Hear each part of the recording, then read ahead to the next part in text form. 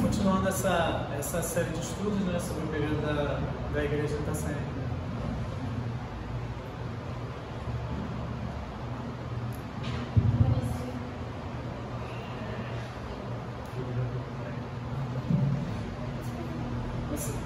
Continuando essa série de estudos, né, sobre esse período da igreja antiga, né, hoje a gente vai regredir um pouquinho cronologicamente, né, porque a gente está vendo aí mais ou menos os acontecimentos no ordem cronológica, mas a gente vai voltar um pouquinho para falar sobre a questão do cânon, né, das escrituras, como é que se formou esse cânon das escrituras.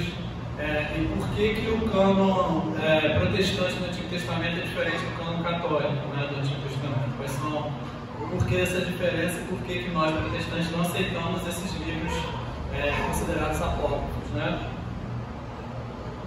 Hoje tem pouca gente, então os irmãos fiquem à vontade para perguntar e interagir aí.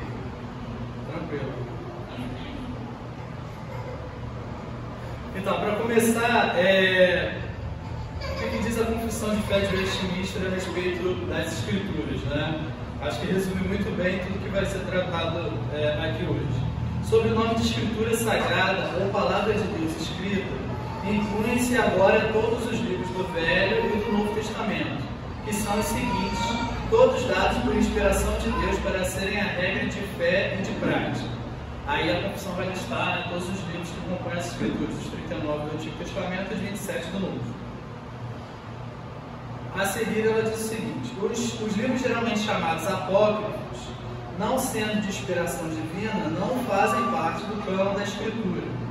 Não são, portanto, de autoridade na Igreja de Deus, nem de modo algum podem ser aprovados ou empregados, senão como escritos humanos. E aí, aqui no quarto parágrafo, ela diz o seguinte, que talvez seja o ponto principal aqui que nos interessa hoje. A autoridade da Escritura Sagrada, a razão pela qual deve ser crida e obedecida, não depende do testemunho de qualquer homem ou igreja, mas depende somente de Deus, a mesma verdade, que é o seu autor.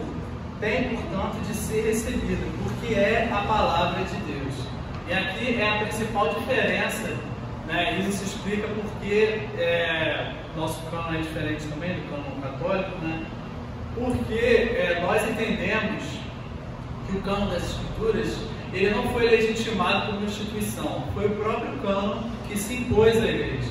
A igreja ela não definiu o cânon, ela reconheceu o cânon, certo? Porque é o Senhor, através do testemunho do Espírito Santo, testemunho interno do Espírito Santo, que faz com que o crente, em todas as épocas, ao ler os livros sagrados, ele entenda aquilo como palavra de Deus. Diferente do catolicismo, que entende que a instituição, a igreja, é quem definiu o que seria canônico e o que não seria canônico. Então talvez essa seja, talvez não, essa é a principal diferença no entendimento da formação do cânon protestante e o entendimento de como se formou esse cânon numa perspectiva católica. E aí aqui para começar a gente vai falar um pouquinho a respeito do cânon do Antigo Testamento. Primeiro a gente vai falar um pouco a respeito do cânon protestante, aí depois a gente vai falar do cânon católico e quais são as diferenças entre um e outro, né? Pois bem, o cânon protestante do Antigo Testamento.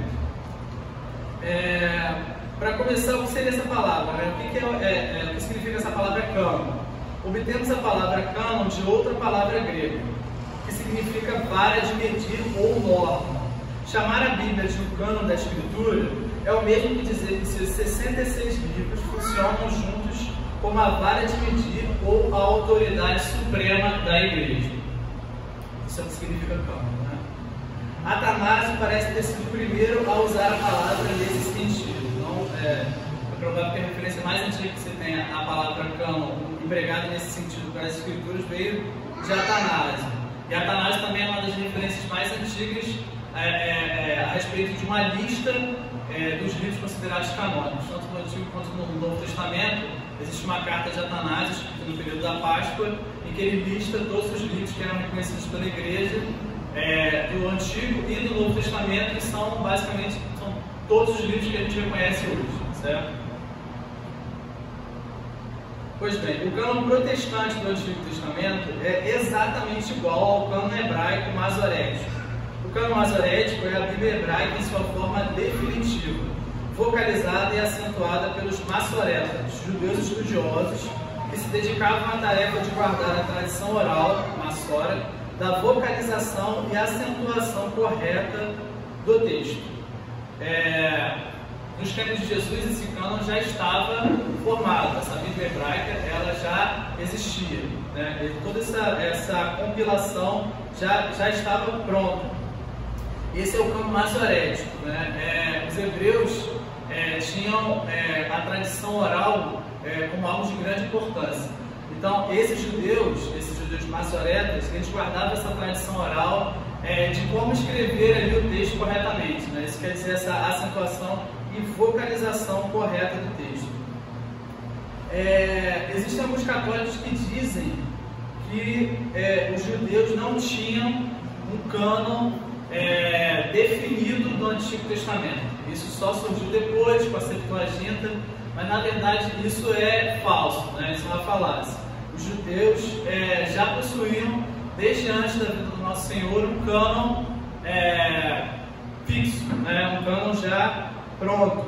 Não é porque não havia uma lista oficial, né? Porque, segundo os católicos, não havia uma lista oficial judaica de quais eram os livros canônicos, né? Mas isso vem justamente dessa mentalidade de que precisa que uma instituição define ali oficialmente o que é e o que não é canônico para que seja considerado palavra de Deus ou não, né? Apesar de não haver essa lista canônica, como eu falei, a tradição oral dos judeus era de grande valia, né? E você não tem nenhum documento judaico ou nada a respeito da tradição judaica que se considerasse esses livros apócrifos enquanto livros canônicos, né? Existem talvez ali algumas seitas dissidentes do judaísmo que consideravam um ou outro livro apócrifo canônico, mas o judaísmo em si jamais considerou nenhum desses livros apócrifos enquanto canônicos.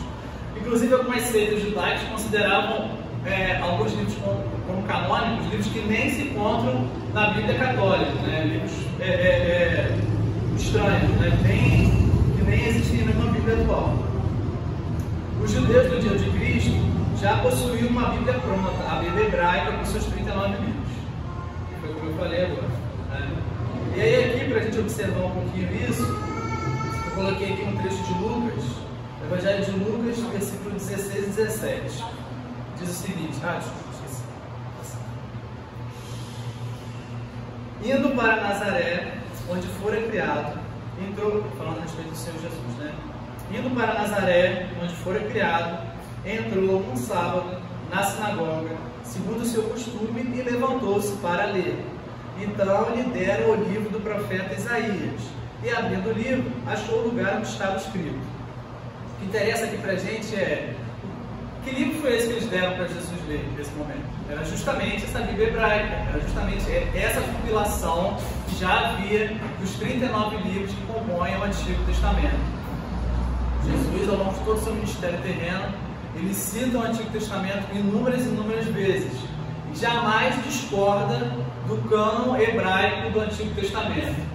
E mais do que isso, ele jamais, como eu vou falar aqui posteriormente, nem Jesus, nem os seus apóstolos, nem os demais escritores associados ali do Novo Testamento, jamais citam nenhum dos apócrifos enquanto escritura sagrada. Esse é talvez o principal argumento protestante, que é um argumento extremamente válido. Jesus e seus apóstolos jamais reconheceram esses outros livros enquanto escritura sagrada, certo? Aqui um ponto importante para a gente considerar: não foram os cristãos que definiram o cânon do Antigo Testamento, e sim os judeus. Essa definição foi aprovada pelo Senhor Jesus e seus apóstolos. Então, essa foi justamente a conclusão que os reformadores chegaram, né? Não coube aos cristãos definirem esse cânon do Antigo Testamento. O cânon do Antigo Testamento foi definido pelos judeus, certo? Porque, como o próprio apóstolo Paulo diz, foi ao povo judeu que foram... qual é a vantagem de ser judeu, né? O apóstolo Paulo coloca isso. Qual a vantagem depois de ser judeu? Muita, né? Pois a eles foram confiados os oráculos de Deus. Então, Foi no seio do povo judeu que surgiram esses profetas e eles escreveram em primeira instância para o povo judeu. Então foram os judeus que primeiro reconheceram esses livros enquanto dotados de autoridade divina, enquanto palavra de Deus. Foram eles que definiram o cânon do Antigo Testamento, e não os cristãos. Uma das referências mais antigas ao cânon hebraico é do historiador judeu José. Em Contrapião, uma obra que ele escreve: nós não temos dezenas de milhares de livros em desarmonia e conflitos, mas só 22 contendo registro de toda a história. Aí os irmãos vão achar estranho, né? Mas 22, né? O irmão falou que eram os mesmos livros dos 39, porque o que acontece? Dependendo da compilação que era feita, muitos livros do Antigo Testamento eram unidos em um só livro, certo? Então, geralmente, 1ª e 2ª Reis, 1ª e 2ª Samuel, 1ª e 2ª Crônicas era um livro só. 1ª e 2ª Reis, um livro só. 1ª e 2ª Crônicas, um livro só. Ruth e Juízes geralmente eram também unidos em um só livro. Esdras e Neemias, um só livro. Os 12 profetas menores, um só livro. Então, por isso, essa redução drástica da quantidade. Mas o conteúdo do livro é o mesmo, certo? Há somente uma divergência enquanto o número de livros, né? Porque haviam essas junções, até porque muitos livros menores eram unidos em um só livro, devido também à questão de compilação, né? Os irmãos têm que entender que a compilação era manual, né? Não existia 22 contendo registro de toda a história, os quais, conforme se crê, por justiça são divinos.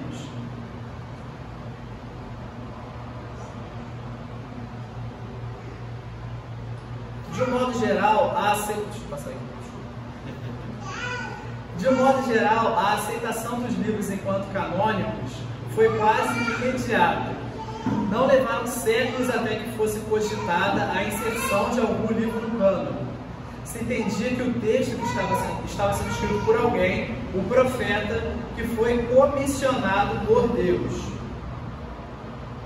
Eu esqueci de colocar o restante da citação aqui do José, mas um pouquinho mais adiante ele escreve que desde Ataxerxes, que foi o sucessor de Xerxes, que é o rei Assuero do livro de Esther, houveram vários livros que foram produzidos, mas esses livros foram entendidos enquanto escritos humanos, não escritos divinos. Esse é um trecho bem importante que eu acabei até esquecendo de colocar aqui, porque o que quer dizer isso? Que durante todo o período intertestamentário, depois da vida do profeta Malaquias, até o advento do ministério de João Batista, durante esse período aí de 400 anos, houveram inúmeros livros que foram produzidos, só que esses livros não foram considerados como divinos, e sim escritos humanos. E aí, aqui continuando aqui, o que eu acabei de ler, de um modo geral, esses livros que foram considerados canônicos pelos judeus, não se levaram séculos nem anos para que esses livros fossem considerados, para que os judeus fossem relembrar, não tem aquele livro que foi escrito, então eu acho que aquele livro era... Não, esses livros geralmente eles já eram considerados palavras de Deus imediatamente após a sua escrita, E aí eu coloquei dois trechos aqui de 2 livros do Antigo Testamento para que a gente possa observar isso. Deuteronômio 31, versículo 24 a 26.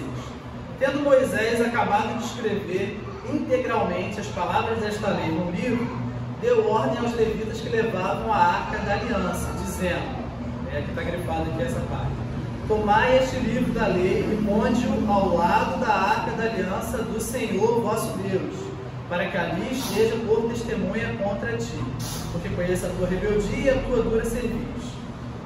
Pois bem, esse trecho aqui: tomai este livro da lei e ponde-o ao lado da arca da aliança do Senhor vosso Deus, para que ali esteja por testemunha contra ti. Então, Moisés tinha acabado de escrever o livro e deu ordem. Que livro era esse, se entende que era o Pentateuco, a lei, certo? Então, Moisés acabou de escrever esse livro e deu ordem para que ele fosse colocado onde? Ao lado da arca da aliança do Senhor, o elemento mais importante da religião judaica. O livro foi colocado justamente ao lado da arca da aliança, pois entendia que aquilo era a palavra de Deus, imediatamente após a sua escrita. E aí muitos podem argumentar, poxa, mas Moisés não vale, né? Porque Moisés já falava diretamente com Deus, a autoridade dele era inquestionável, né? O Pentateuco nunca foi questionado por nenhum judeu, né? Pois bem, vamos continuar aqui então o trechinho de Daniel. Daniel, capítulo 9, versículo 1 e 2. No primeiro ano de Dario, filho de Assuero, da linhagem dos Medos, o qual foi constituído rei sobre o reino dos caldeus, no primeiro ano do seu reinado, eu, Daniel, entendi pelos livros que o número de anos de que falara ao Senhor, ao profeta Jeremias, que haviam de durar as assolações de Jerusalém, era de 70 anos. E aí vamos focar aqui nesse trechinho que ele falou, de que falara o Senhor ao profeta Jeremias. A gente tem que entender que Daniel e Jeremias, eles chegaram a ser contemporâneos, certo? Então, imediatamente após o livro de Jeremias ser escrito, Daniel já tinha conhecido ele como palavra de Deus, quanto livro canônico, certo? Existem inúmeros outros textos que comprovam isso, coloquei só esses dois para que os irmãos possam entender de que nunca houve dúvida enquanto a canonicidade dos 39 livros do Antigo Testamento por parte dos judeus, certo? Pois se entendia justamente que esse livro estava sendo escrito por alguém que foi inspirado por Deus, profeta, né? Que foi comissionado por Deus para fazer esse registro e recebeu essa revelação do próprio Deus. Os 39 livros do Antigo Testamento, aí outra coisa que eu coloquei aqui, porque alguns podem dizer, mas os judeus, eles pegam, desculpa, esqueci, estou empolgado aqui, desculpa. Alguns podem dizer, poxa, mas os judeus eles apenas pegaram todos os livros que eles tinham escrito e canonizaram todos eles, né? Novo crivo, novo critério. Eles pegaram tudo que eles tinham escrito e colocaram como se fosse sagrado. Não é esse o caso. Os 39 livros do Antigo Testamento não foram os únicos produzidos pelos judeus. Havia uma quantidade enorme de livros que faziam parte da tradição judaica, mas que não eram considerados inspirados. Eu coloquei aqui o trechinho de Números 21:14. Pelo que se diz no livro das guerras do Senhor, Vaeb e Sufá, nos vales de Amon. E aí aqui, a gente se concentra aqui nesse nome aqui, Livro das Guerras do Senhor. Existe esse livro na Bíblia? Alguém encontrou esse livro aí na Bíblia? Existe também a referência, por exemplo, de Josué, que fala do livro dos justos. Existe esse livro nas Escrituras? Não. Porque, apesar de serem documentos históricos importantes, não se entendiam esses livros enquanto palavras de Deus, certo? Então aqui é só para mostrar de que haviam sim vários outros livros que compunham a tradição judaica, mas os judeus entendiam que esses livros não eram de inspiração divina, eram documentos históricos importantes, mas não eram palavras de Deus. Depois de aproximadamente 435 a.C., não houve mais acréscimos ao cânon do Antigo Testamento. Os acréscimos que houveram, os livros apócrifos, se deram só depois, já no cristianismo gentil, né? O cristianismo já que estava mais apartado do judaísmo. Só para os irmãos entenderem aqui, então, o resumo do que foi dito aqui a respeito do cânon protestante. Os protestantes entendem que foram os judeus que receberam esse cânon do próprio Senhor, e então nós definimos o cânon do Antigo Testamento como os nossos ancestrais na fé, os judeus, receberam do próprio Deus, certo? Então, o cânon protestante do Antigo Testamento é o mesmo do cânon hebraico, da Bíblia hebraica. Tá, e o cânon católico do Antigo Testamento? Quais são as diferenças desse cânon católico para o cânon protestante? O cânon católico do Antigo Testamento é composto pelos 39 livros do cânon hebraico/protestante, acrescido pelos apócrifos e adições ao livro de Daniel e livro de Esther. Então, essa é a diferença do cânon católico do Antigo Testamento para o cânon protestante. O termo apócrifo deriva da palavra grega apócrifa, que significa coisas ocultas. Todos esses livros, além de tais acréscimos, foram produzidos no período intertestamentário, quando a voz profética havia cessado em Israel. Então, todos esses livros considerados apócrifos, né, que compõem essa adição católica ao Antigo Testamento, foram justamente produzidos nesse período intertestamentário, onde não havia voz profética em Israel, ou seja, não havia uma voz dotada de autoridade divina em Israel. tanto os livros quanto os acréscimos, certo?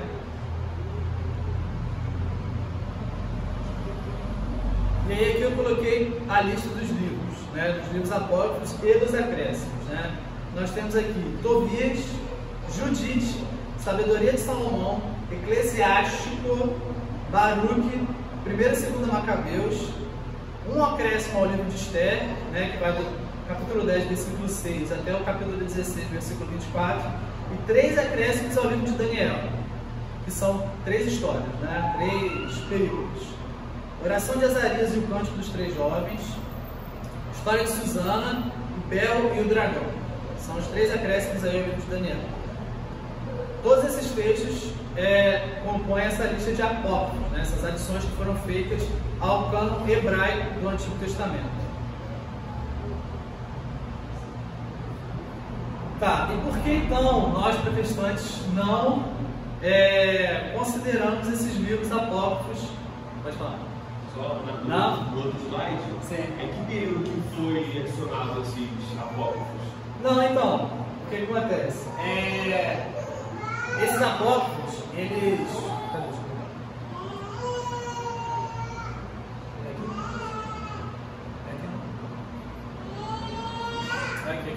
Então, esses apócrifos, como eu falei, eles não foram considerados pelos judeus, né? E nem no período do nosso Senhor Jesus.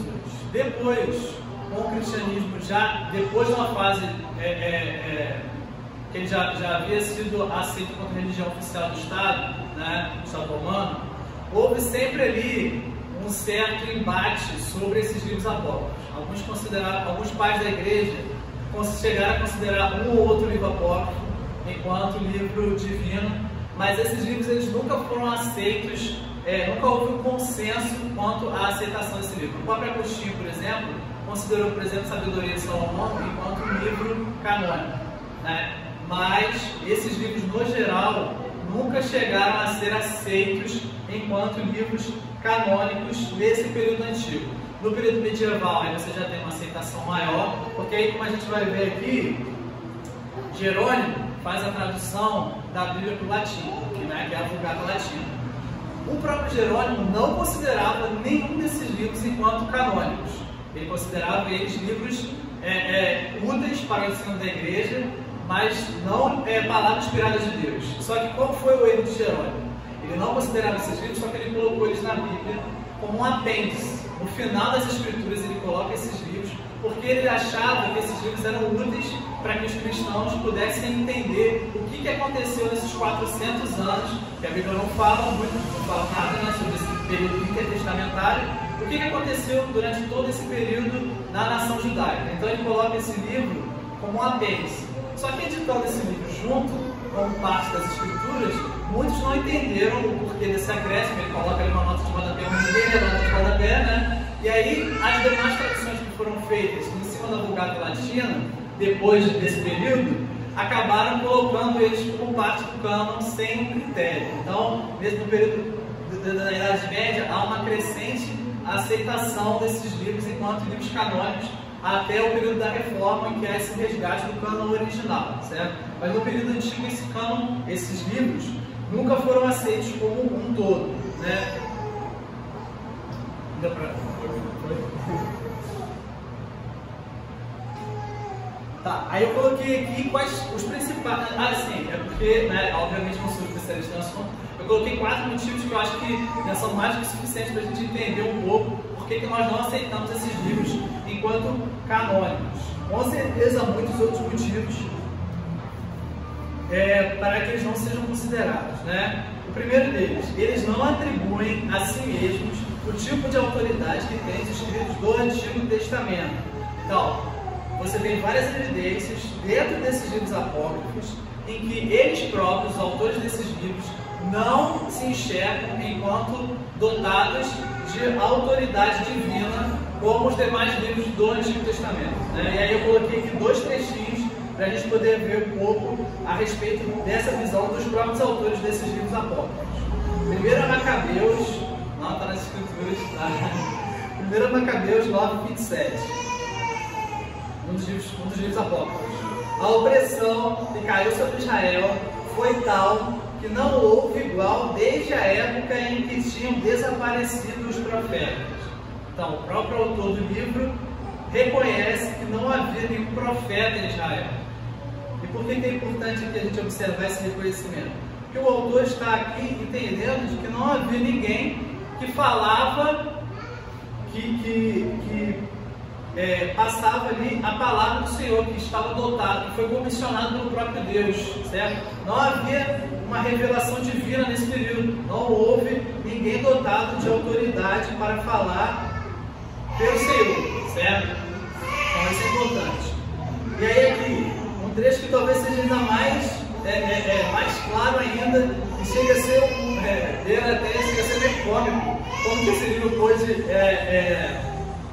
inserido na Bíblia Católica, um autor terminando dessa forma como ele terminou aqui esse livro. Olha isso, 2 Macabeus 15, 37, 38, é o final do livro do 2 Macabeus. Olha como o autor termina esse livro. Assim se desenrolaram os acontecimentos relativos a Nicanor. E já que a partir dessa época Jerusalém permaneceu em poder dos hebreus, finalizarei aqui minha narração. Se ela, esse aqui é o ponto principal. Se ela está felizmente concebida e ordenada, era este meu desejo. Se ela está imperfeita e medíocre, é porque não pude fazer melhor. Olha isso. Em que momento você vai ver o outro livro canônico reconhecendo que ele pode ser medíocre, a própria mediocridade? Enquanto palavra do Senhor, como que um autor vai colocar que o livro ele pode ter sido escrito de uma maneira medíocre? Não chega a ser ridículo isso. Eu ri muito quando eu li isso aqui, eu fiquei, nossa, como assim? Esse cara terminou desse jeito. Mais uma vez, esse livro, por exemplo, os dois livros de Macabeus, são documentos históricos muito interessantes, certo? Porque narram justamente esse período da revolta dos Macabeus, né? Que foi a revolta dos Macabeus ao governo ali dos generais de Alexandre o Grande, né? Só para fazer uma retrospectiva para os irmãos entenderem um pouco, Alexandre o Grande, né? Ele conquista a Pérsia, conquista Israel, certo? Depois de sua morte, há ali um vácuo de poder no mundo antigo, né? E os territórios conquistados por Alexandre são divididos entre os seus generais, né? E na região de Israel existiram duas dinastias de generais de Alexandre que governaram Israel durante um período, certo? Foram os Ptolomeus e os Seleucidas, se não me engano. A segunda dinastia que governou Israel é justamente a dinastia em que surge aquele governante que é conhecido, Antíoco Epifânio, que é quem sacrifica o porco no altar ali do templo judaico, certo? E os judeus se rebelam justamente contra o governo desse homem, que era um tirano louco, né, considerado insano, né? E aí essa revolta dos judeus nesse período, isso tudo é o período intertestamentário, certo? Esse período entre os testamentos. Aí essa revolta dos judeus contra o governo desse Epifânio, e aí é chamado de Macabeus porque quem lidera essa revolta é Matatias, seguido depois de seu filho, que é chamado Judas Macabeu, certo? Judas Macabeu quer dizer martelador, né? É um apelido ali para Judas. Então, esses livros são documentos históricos importantes, mas, mais uma vez, não são dotados de autoridade divina, certo? Aí o primeiro ponto, né? Agora o segundo ponto, de por que nós não aceitamos esses livros enquanto apócrifos. Eles não foram considerados palavras de Deus pelo povo judeu do qual se originaram. Esses escritos foram preservados apenas pelas traduções da Septuaginta e da Vulgata Latina. Então, a preservação desses escritos não se deu por parte dos judeus, se deu por parte justamente dessas traduções, a Septuaginta e a Vulgata Latina, que eu já tinha mencionado agora, né? Primeiro, a Septuaginta. A Septuaginta, como muitos irmãos já sabem, né, é justamente a tradução do Antigo Testamento para o grego, certo? O que a gente tem que entender aqui é que a Septuaginta, ela não é uma única tradução, ela é uma tradição, né? Existem várias versões da Septuaginta. Nós, hoje em dia, temos acesso a 3 versões diferentes da Septuaginta. E aí os católicos, né, o catolicismo gosta de dizer que os protestantes, eles seguem o cânon hebraico do Antigo Testamento e a Igreja Católica segue a Septuaginta. 2 pontos aqui que os católicos do argumento católico. Os católicos seguem a Septuaginta, e a Septuaginta foi a tradução utilizada pelos apóstolos. Esse é o argumento católico, certo? Mas esses dois pontos são falsos. Por quê? O primeiro ponto diz respeito à Igreja Católica seguir a Septuaginta. Existem 3 versões da Septuaginta disponíveis hoje. Nenhuma das 3 versões da Septuaginta que nós temos acesso hoje correspondem ao cânon católico, certo? Por quê? As 3 versões adicionam outros livros que os católicos mesmos não reconhecem, certo? Por exemplo, existe uma das versões da Septuaginta em que você tem um apócrifo de Esdras, não é o Esdras bíblico, é um apócrifo de Esdras. Outra versão da Septuaginta assume um outro livro que não é reconhecido pelo catolicismo. Então, nenhuma das 3 versões da Septuaginta corresponde a esse cânon católico. O segundo ponto do argumento católico é que os apóstolos que reconheceram a Septuaginta quanto a tradução oficial ali. O que também é falso, porque os apóstolos, obviamente, se utilizaram muito da Septuaginta, porque eles estavam escrevendo em grego, a Septuaginta era uma tradução para o grego, então, obviamente, que eles iam usar muitos trechos da Septuaginta. Só que existem vários outros trechos em que os apóstolos estão ali citando o Antigo Testamento que não correspondem exatamente à tradução da Septuaginta, que leva os estudiosos a crerem que os apóstolos estavam ali fazendo uma tradução própria, certo? Eles estavam ali tinham acesso à Bíblia hebraica, obviamente, e eles próprios estavam fazendo a sua própria tradução para o grego de determinados trechos, talvez porque eles não concordassem da forma como foi traduzido pelos estudiosos que compuseram ali essa Septuaginta. Né? Mas aí, por que a Septuaginta tinha esses livros, né? Esses livros estranhos ali? O que se pode concluir daí é que, quando a Septuaginta era copiada, alguns livros não canônicos para os judeus eram também copiados. Isso poderia ter ocorrido por ignorância quanto aos livros verdadeiramente canônicos. Pessoas não afeiçoadas ao judaísmo, ou mesmo desinteressadas em distinguir livros canônicos dos não canônicos, tinham por igual valor todos os livros, fossem eles originalmente recebidos como sagrados pelos judeus ou não. Mesmo aqueles que não tinham os demais livros como canônicos, certamente copiavam esses livros, não por considerá-los sagrados, mas apenas para serem lidos. Então, o que a gente tem que entender é que essa tradução da Septuaginta ela foi feita justamente por judeus da diáspora, certo? Judeus já helenizados. Então, nem todos esses judeus helenizados, eles eram seguidores da religião judaica, já eram judeus em grande parte influenciados pela filosofia grega, certo?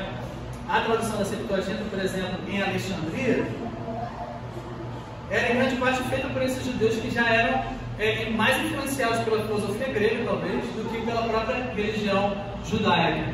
Então, por isso que não havia muito esse crivo sobre o que era traduzido para essa versão, dessa tradução do Antigo Testamento. Então, eles adicionavam ali livros que eles achavam de um grande valor literário, por exemplo, ou de um grande valor histórico.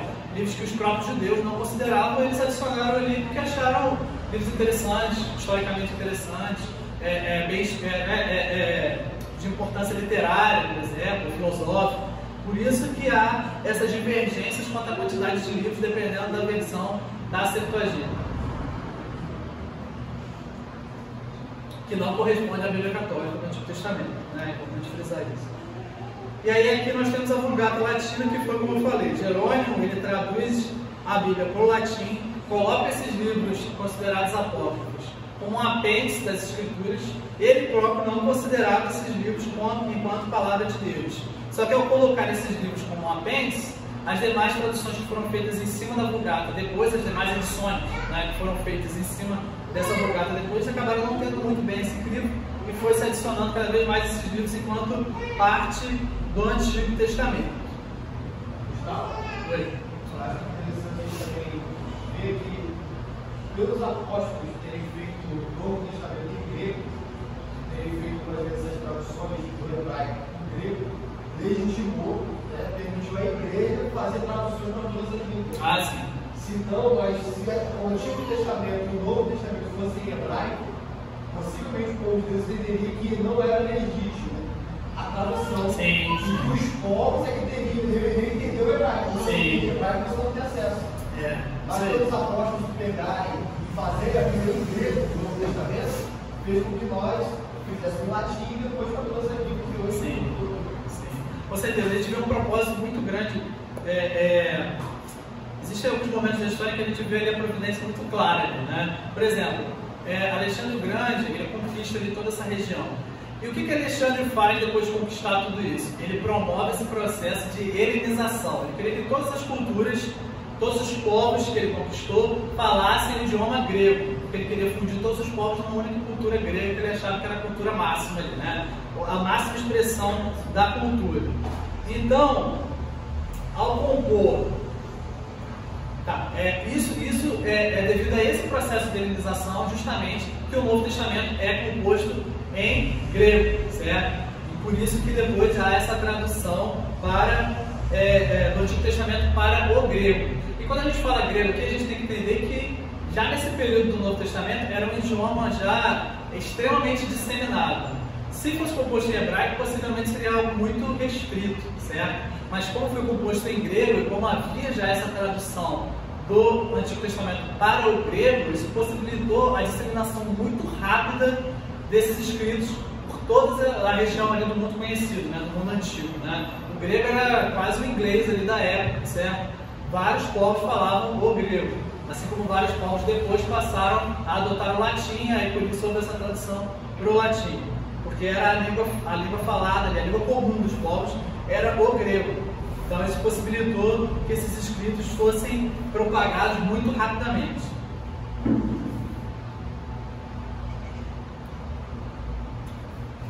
Aí o terceiro argumento a respeito dos livros apócrifos, talvez um dos argumentos mais fortes, é o que eu já havia dito. Esses escritos não foram considerados escrituras por Jesus nem pelos escritores do Novo Testamento, certo? Existem centenas de citações ou alusões ao Antigo Testamento feitas por Jesus, pelos seus apóstolos e pelos demais escritores do Novo Testamento. Nenhuma dessas citações corresponde a nenhum dos livros apócrifos, certo? As citações que são feitas ao Antigo Testamento abrangem ali quase a grande maioria dos livros do Antigo Testamento. Nenhuma citação é feita a nenhum desses livros apócrifos, o que leva os estudiosos a afirmar que esses livros não eram reconhecidos, certo? Não houve nenhum embate entre Nosso Senhor Jesus. Nosso Senhor Jesus criticou muito o judaísmo da sua época, mas jamais criticou os livros considerados canônicos, certo? O cânone hebraico jamais foi questionado, nem pelo Senhor Jesus, nem pelos apóstolos, em momento algum. E aí o quarto ponto contém ensinos incoerentes com o restante das Escrituras. E aí eu coloquei aqui 3 citações a 3 livros apócrifos que mostram justamente esses ensinos incoerentes com o restante das Escrituras. O primeiro deles se encontra em Sabedoria, Sabedoria de Salomão, capítulo 11, versículo 17. Não era difícil a vossa mão toda poderosa, e aí aqui o ponto importante, que formou um mundo de matéria informe, mandar contra ele bando de ursos e leões ferozes, enfim. Esse ponto aqui, formou um mundo de matéria informe, certo? Essa é uma clara contradição ao processo de criação do nosso Deus, certo? Porque nós sabemos que Deus formou o mundo, todo o universo a partir do nada. E aí aqui o autor está justamente afirmando que Deus formou o mundo de uma matéria informe, certo? Para a gente entender aqui, por exemplo, um artesão que pega ali a argila sem forma e aí, a partir desse material, ele pega e dá forma à argila, por exemplo, certo? Então, ainda que se diga que se pergunte, mas quem criou essa matéria informe? E aí se afirma que foi o próprio Deus, ainda assim, isso é uma limitação da onipotência do nosso Deus, certo? Porque o homem cria a partir de alguma coisa. Deus é o único que cria a partir do nada. Então, quando você imprime uma lógica humana de criação a Deus, você está limitando a sua onipotência. E é uma clara contradição à criação descrita em Gênesis, que afirma que Deus criou o mundo a partir do nada, do vazio, certo?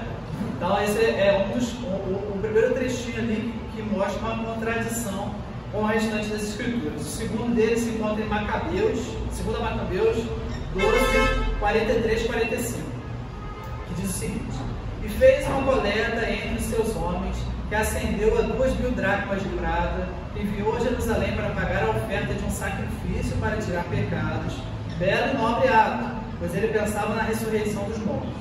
Pois se não esperasse que os mortos que caem ressurgirão de novo, orar a favor deles seria supérfluo e inútil. E se ele tinha a expectativa de que uma belíssima recompensa estaria reservada para quem repousa na piedade, a sua ideia foi santa e piedosa. Por isso, e aí é o ponto importante para a gente destacar, ofereceu um sacrifício a favor dos mortos para que os seus pecados fossem perdoados. Aqui o autor ainda começa louvando esse ato, né? Porque, poxa, ele estava pensando na ressurreição dos mortos. Se ele não pensasse nisso, ele não ia ter feito esse sacrifício. Mas aqui é uma clara alusão justamente a um sacrifício para expiar os pecados dos mortos, coisa que é extremamente contraditório com o restante das Escrituras. É por isso que muitos protestantes afirmam que esses livros, que na verdade, ainda que no período medieval, esses livros começassem a ter a sua aceitação, eles só foram oficialmente colocados no cânon do Antigo Testamento no período da Contra-Reforma. Em 1546, no Concílio de Trento, é que esses livros foram oficialmente colocados pelo catolicismo como parte do cânon do Antigo Testamento. E é por isso que os protestantes, nós protestantes, acusamos os católicos de terem colocado esses livros justamente para legitimar algumas doutrinas que estavam sendo atacadas pelos protestantes, em especial o principal ganha-pão da igreja, que era justamente a doutrina do purgatório, certo? Porque se entendia que um sacrifício, se você pagasse à igreja, aquelas pessoas que estavam ali no purgatório, poderiam ser liberadas, poderiam ser perdoadas e teriam o seu caminho ali aberto para o paraíso. Esse trecho aqui faz uma clara alusão à doutrina do purgatório, certo? Outro trecho que também faz uma alusão à doutrina do purgatório se encontra em Baruque 3, 4. Senhor Todo-Poderoso, Deus de Israel, escutai a prece dos mortos de Israel, dos filhos que pecaram contra vós, que não atenderam a voz do Senhor, seu Deus, e por isso foram levados à desgraça. Então, novamente, aqui você tem uma alusão à capacidade ali do Senhor escutar a prece dos mortos. Aqueles que já morreram teriam suas preces atendidas pelo Senhor, que é algo extremamente contraditório também.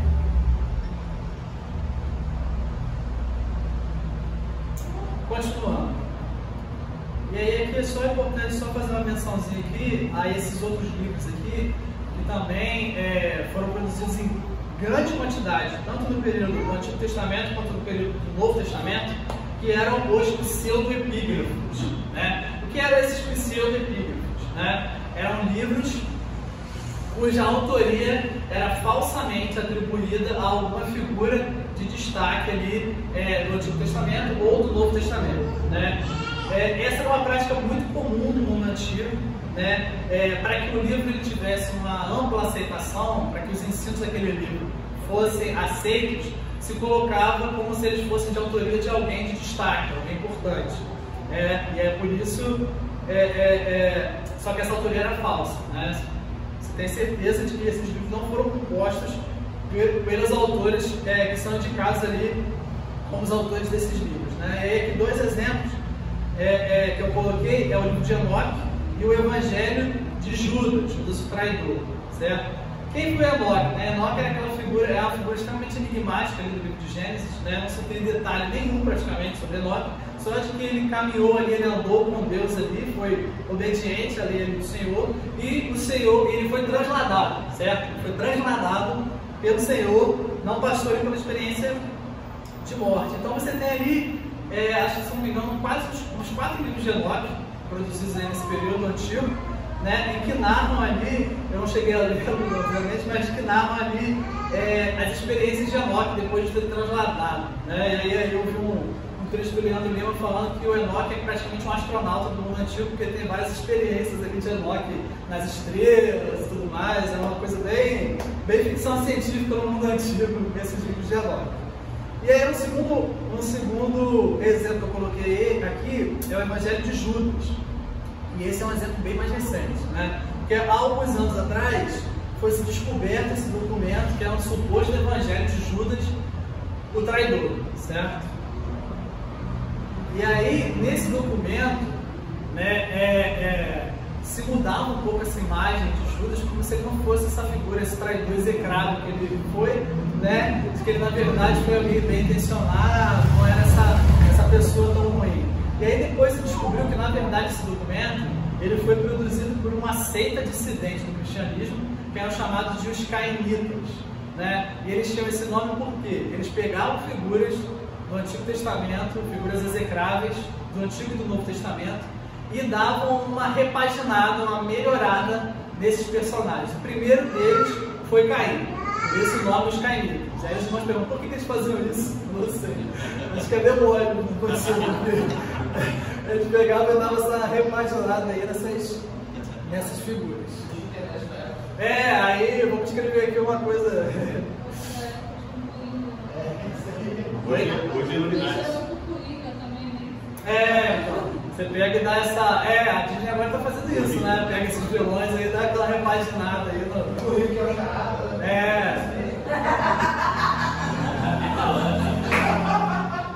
Lembrou. A Malévola não é tão má assim, é isso aí. Virou charada. E aí aqui, só para finalizar essa parte do Antigo Testamento, né? Vamos falar um pouquinho, mencionar aqui brevemente a questão do legado da reforma, né? E eles acabam caindo muito bem, porque amanhã nós vamos comemorar justamente 505 anos da reforma, né? Então, um importante legado da reforma foi justamente esse. A obra dos reformadores foi maior do que se pode pensar à primeira vista. Eles redescobriram o campo. Graças a eles e ao testemunho do Espírito Santo, a Igreja Protestante reconhece como canônicos, com relação ao Antigo Testamento, os mesmos livros que Jesus e os apóstolos e os judeus, de um modo geral, sempre reconheceram. Então, graças a justamente a reforma protestante, que nós podemos hoje ter em nossas mãos uma Bíblia exatamente como o nosso Senhor Jesus tinha, os apóstolos tiveram. A mesma Bíblia que eles tiveram naquele período, nós temos hoje, graças a esse resgate que foi feito pela reforma, pelos reformadores, né? E aí aqui a título de curiosidade, né, eu coloquei aqui uma informaçãozinha, porque com o advento da reforma se foram produzidas Bíblias protestantes. As primeiras Bíblias protestantes acabavam cometendo o mesmo erro que Jerônimo cometeu lá no mundo antigo, em colocando esses livros apócrifos como um apêndice, porque se acreditava justamente que eles eram de importância para se entender ali esse período. Inclusive a tradução para o alemão de Lutero inclui esses livros lá no final como livros históricos relevantes. Foi em 1599 que publicou-se uma Bíblia de Genebra, aí puxando o braço aí da nossa sardinha, né, em que, por pressão dos puritanos, em especial os puritanos escoceses presbiterianos, esses livros foram extirpados das Bíblias protestantes, né, porque justamente não se queria repetir esse mesmo erro que se cometeu na antiguidade, e com certeza é muito melhor editar esses livros à parte, né? Apesar da importância histórica que eles têm, não é válido colocá-los junto com uma edição das Escrituras, né? A gente utiliza vários outros textos que têm uma importância grande histórica, por exemplo, a história eclesiástica de Eusébio de Cesaré, que é importante para a gente entender os primeiros séculos da igreja, não está editada junto com a Bíblia, certo? É melhor que se edite esses livros separadamente, e aqueles que tiverem interesse em lê-los enquanto fontes históricas, que leiam, né, mas entendendo que eles não são palavras do Senhor e são suscetíveis a erros, não só doutrinais,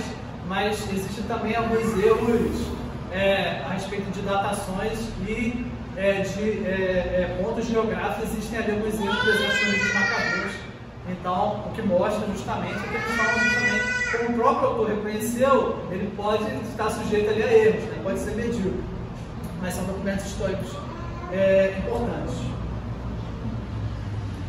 E aí aqui o cânon do Novo Testamento, né, que vai ser um pouquinho mais rápido, porque não se tem grandes embates a respeito dos livros que formam o Novo Testamento. Não tem havido nenhuma objeção realmente séria quanto à canonicidade do Novo Testamento nos três principais ramos do cristianismo. O protestantismo, o catolicismo e a Igreja Ortodoxa concordam a respeito dos livros que compõem o Novo Testamento, certo?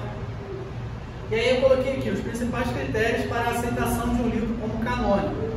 Testemunho interno do Espírito Santo, obviamente, o ponto mais importante é o próprio Espírito Santo, que testemunha aos crentes ao longo dos séculos, né? E isso nós podemos ver muito bem da maneira como as igrejas entraram em comum acordo de maneira muito rápida, certo? Entenderam de maneira muito rápida quais eram os livros inspirados.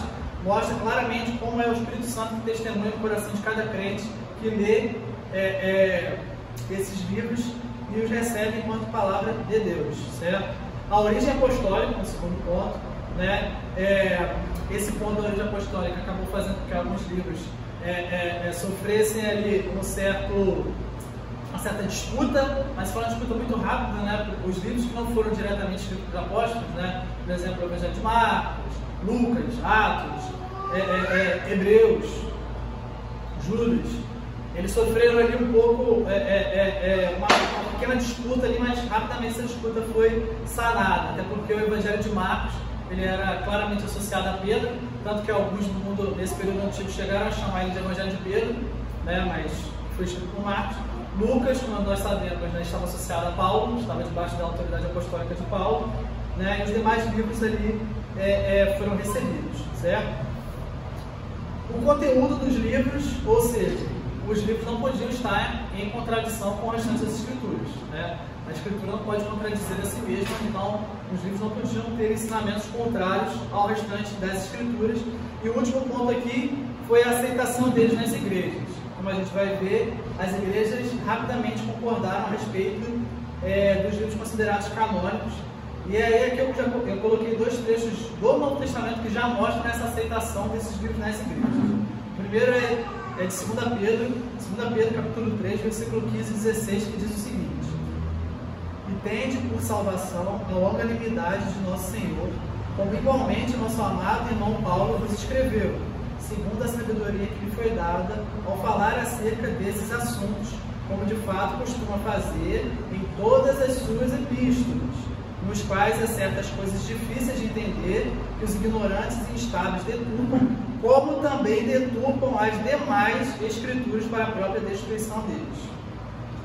Aqui um ponto muito importante para a gente observar é que Pedro cita as epístolas de Paulo, o que leva a crer que Paulo escrevendo uma epístola para Pedro, né? Então como é que Pedro teve acesso a essas epístolas? Essas epístolas na verdade já estavam circulando, e ele cita no plural porque já as epístolas no plural de Paulo já estavam em ampla circulação nas igrejas, e ele reconhece essas epístolas como escrituras nessa parte aqui que ele diz que os estados ignorantes a deturpam, como também deturpam as demais escrituras, que mostra que Pedro está claramente reconhecendo que as epístolas de Paulo têm uma autoridade igual aos demais livros das escrituras, certo? E aí um ponto engraçado aqui é que justamente ele reconhece que tem coisas difíceis de entender na carta de Paulo e as pessoas deturpam até hoje.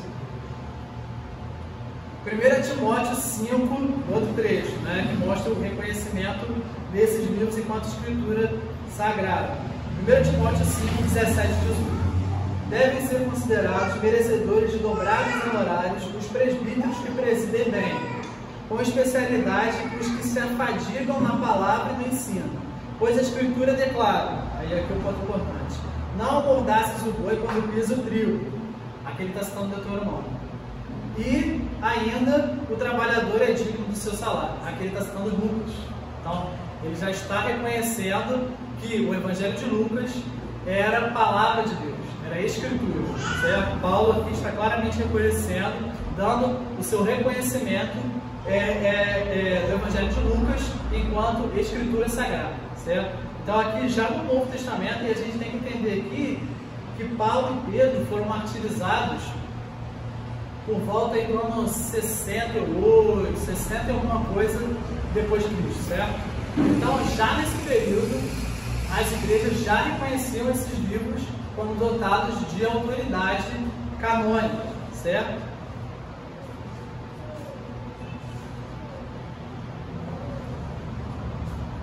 Aí aqui eu vou mencionar aqui brevemente só as disputas que ocorreram entre alguns livros. Logo no final do primeiro século e início do segundo, boa parte dos livros do Novo Testamento já era conhecida, citada e até referenciada como autoritativa pelos primeiros escritos cristãos, que foi o que a gente estava falando até agora, né? Que chegaram até nós. É o caso da carta de Clemente. Aí eu coloquei aqui alguns documentos do primeiro século, do primeiro para o segundo século, que já citam esses livros do Novo Testamento como escritura sagrada, certo? O primeiro deles é a carta de Clemente de Roma aos Coríntios, escrito por volta do ano de 95. As cartas de Inácio de Antioquia, que a gente chegou a ver aqui algum estudo um pouco sobre a questão de Inácio de Antioquia, que escreve um caminho para ser martirizado, escreve várias cartas, né? O bispo que morreu martirizado em Roma entre 98 e 117. Então essas cartas de Inácio já mostram o reconhecimento dele dos livros do Novo Testamento enquanto escritura sagrada. A Epístola aos Filipenses de Policarpo, que foi aquela figura que a gente viu, o bispo discípulo de João Apóstolo, que foi martirizado também. Essa Epístola aos Filipenses já mostra aqui citações de Policarpo de livros que compõem o Novo Testamento e já o reconhecimento dele desses livros enquanto escritura sagrada. Entretanto, alguns pais da igreja tiveram dúvidas quanto à canonicidade de alguns livros do Novo Testamento. Esses foram Hebreus, Tiago, 2 Pedro, 2 e 3 João, Judas e Apocalipse. É claro que as dificuldades que geraram essas dúvidas eram todas aparentes e foram logo resolvidas. Hebreus, houve ali uma dúvida quanto à canonicidade dele por conta da sua autoria, né? Depois se entendeu de que a autoria de Hebreus era de Paulo, coisa que hoje quase ninguém defende, né? Se entende que Paulo, na verdade, provavelmente não foi o escritor da Epístola aos Hebreus. Mas o engraçado é que no período em que se atribuiu a autoria de Hebreus a Paulo, houve mais dúvidas quanto à inclusão dele no cânon do que hoje, quando se entende que possivelmente não foi Paulo que escreveu. Hoje você tem muito menos dúvidas da inclusão de Hebreus no cânon do que você tinha antes, certo? O segundo foi Tiago, que é aquela velha disputa ali entre os ensinos de Tiago e de Paulo, como se eles tivessem uma contradição, certo? Aquele equívoco que inclusive o próprio Lutero se equivocou também na primeira tradução que ele faz da Bíblia para o alemão. Ele pega Tiago e coloca lá no final, certo? E ele próprio depois reconhece que ele errou, porque na verdade essa aparente contradição que existe entre Paulo e Tiago é fruto de uma interpretação equivocada, certo? Tiago não está defendendo, obviamente, salvação por obras, certo? Assim, de que as obras elas dão testemunho da salvação do crente, certo? Da regeneração do crente. 2 Pedro, houve ali uma certa disputa por causa da mudança de estilo, assim como Apocalipse também, mas essa mudança de estilo é um argumento um pouco fraco, porque dependendo do assunto, obviamente você vai mudar um pouco o estilo. Não dá para se comparar, por exemplo, o Apocalipse de João com o Evangelho de João. São temáticas diferentes entre si que acarretam mudanças de estilo, obviamente, e isso não é argumento para se contestar a autoridade. 2, 3 João e Judas, porque eram cartas pequenas e demorou um pouco para que elas tivessem uma circulação maior, certo? Mas tudo isso foi rapidamente resolvido. Que eu coloquei aqui uma citação do Wayne Grudem, né, que escreve pela teologia sistemática, né, muito conhecido, a respeito do livro de Hebreus. Ele escreve o seguinte: a aceitação de Hebreus como canônico não se deveu inteiramente à crença na autoria paulina. Antes, as qualidades intrínsecas do livro devem ter convencido finalmente os leitores antigos, assim como continuam convencendo os crentes hoje, de que não importa qual tenha sido o autor humano, seu autor último só pode ter sido o próprio Deus. A gloriosa majestade de Cristo resplandece das páginas da carta dos Hebreus de modo tão brilhante que nenhum crente que leia com seriedade deve jamais questionar seu lugar no campo, certo? Porque não há, certamente, muitos questionamentos hoje a respeito da canonicidade de Hebreus, justamente pelo fato de que, em primeiro lugar, é o próprio Senhor quem determina o que é e o que não é canônico, certo? Nós entendemos que os crentes, ao longo dos séculos, ao ler a Epístola de Hebreus, reconhecem claramente enquanto dotado de autoridade divina. né? E aí é muito bonito que ele coloca aqui, né? Que a gloriosa majestade de Cristo resplandece tão claramente na carta de Hebreus que ninguém que a lê com seriedade, nenhum crente, né, que leia com seriedade essa epístola jamais vai questioná-la enquanto dotado de autoridade divina. Houveram inúmeros documentos produzidos com a intenção de serem considerados canônicos, inclusive muitos pseudo-epígrafos, né? Nesse período justamente da produção do Novo Testamento, você tem uma proliferação gigantesca de livros sendo escritos ali, muitos inclusive pseudo-epígrafos, né? Você tem, por exemplo, o Apocalipse de Paulo, o Apocalipse de Pedro, o Evangelho. Aí eu coloquei aqui, eu não vou nem comentar nada sobre esse texto, os irmãos tirem suas conclusões aí e me digam o que eles acham, o que acham disso, né? Evangelho de Tomé, é um pseudepígrafo que foi justamente atribuído a Tomé, mas se sabe claramente que não foi Tomé que escreveu, né? Esse Evangelho de Tomé, ele diz o seguinte em um determinado trecho: Simão Pedro disse a eles que Maria se afaste de nós, pois as mulheres não merecem viver. Jesus disse: conduzi-la-ei para que possa torná-la homem, para que ela possa tornar-se espírito vivente à semelhança de vós, homens. Pois toda mulher que se fizer homem entrará no reino do céu. Piorar a situação de Tomé. Tomé já é aquele cara. Pois é. Aí só para ilustrar aqui, para os irmãos verem como haviam esses documentos nesse período, e eles pregavam uma série de ensinos extremamente bizarros, né? Assim como esse trecho aqui, que é quase uma teologia de gênero, né? Pode ser assim, toda mulher que se fizer homem entrará na reino dos céus. Como assim? Tem criança, mas não. É óbvio agora. De todos esses documentos, somente três documentos sofreram ali, passaram ali por uma consideração se seriam ou não inclusos no campo, né? O Didaquê, o pastor de Hermas e a primeira epístola de Clemente de Roma. Justamente essa epístola que eu citei anteriormente, que serviu para legitimar a aceitação das igrejas desses livros considerados canônicos, ela própria chegou a sofrer ali uma consideração se seria ou não incluso no cânon. Porém, esses documentos que tiveram origem no primeiro século e no início do segundo, ao lê-los fica claro que os autores eles tinham a consciência de que os seus escritos eles estavam debaixo da autoridade apostólica, né? Inclusive a própria carta de Clemente, ela cita constantemente as escrituras como dotadas de autoridade, e Clemente jamais coloca o seu escrito como equivalente às demais escrituras ou como dotado de autoridade, certo? Então esses escritos passaram ali por uma consideração, mas foram excluídos do cânon justamente pela clara referência às outras escrituras enquanto documentos dotados de autoridade e os autores se reconhecendo como abaixo dessa autoridade. O Didaquê, inclusive, é um documento interessante que mostra algumas práticas cristãs do primeiro século, mas o complicado do Didaquê é que ele impõe certas regras que não se encontram nas demais escrituras. Ele é um pouco mais rígido a respeito de algumas práticas e a escritura não aborda isso. Por exemplo, quantidade o tempo que se deve jejuar antes do batismo, várias práticas ali que não se encontram nas demais escrituras, então é um outro ponto também que jamais possibilitaria a sua inclusão, certo? E aí, para concluir, né, segundo Bart Ehrman, o cânon do Novo Testamento foi ratificado por consenso generalizado e não por proclamação oficial, que foi o que a gente falou já desde o começo, né? Não foi a igreja, a autoridade da igreja, que impôs o que seria canônico. Foi o cânon, na verdade, que se impôs a igreja, ao contrário, certo? A igreja ela apenas reconheceu aquilo que era a palavra de Deus, certo? O cânon foi. Isso se aplica até a ideia que alguns falam de que Constantino impôs esse cânon, né?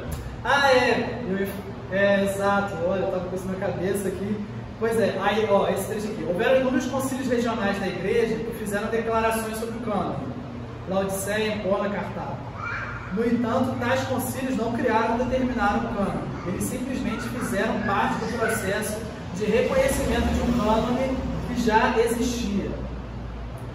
Eu lembrei de você falando, né, sobre a sua colega que citou aquela questão de Constantino, né? Existe essa teoria aí na internet, que é uma teoria até meio estranha, né? Que fala que foi Constantino, o imperador Constantino, que a gente já viu aqui, que determinou o cânone do Novo Testamento, certo? Só que o primeiro ponto é que, na verdade, o Concílio de Nicéia, que foi o concílio convocado por Constantino, nem fala sobre a questão do cânon, certo? O foco do Concílio de Nicéia é justamente a divindade de Cristo, que estava sendo justamente atacada por Ario.